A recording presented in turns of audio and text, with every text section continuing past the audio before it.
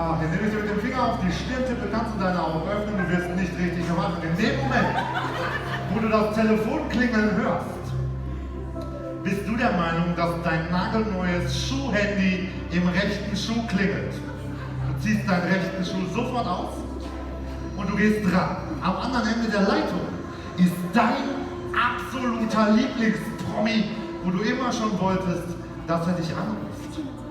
Du rastest förmlich aus, dass er genau dich angerufen hat. Und du fühlst dich dabei vollkommen wohl.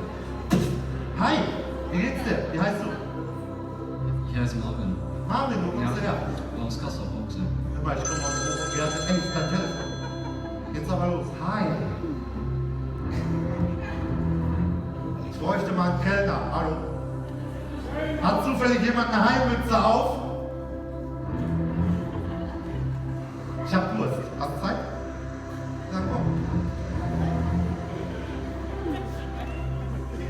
Ja, den vergesse ich immer gerne. Dann hatte ich 10 bis 3 und die Hand kommt auf dein Gesicht zugeschossen.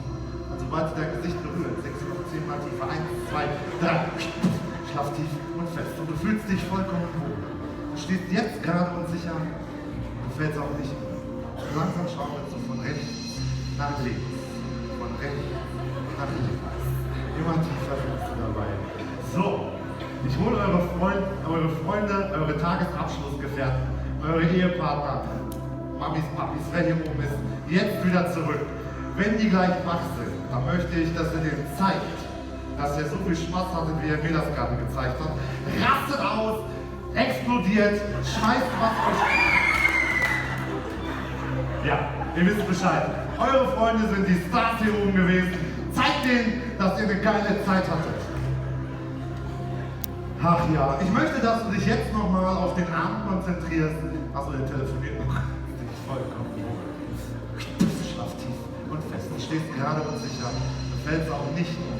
Ich möchte, dass du dich auf deine Arme konzentrierst.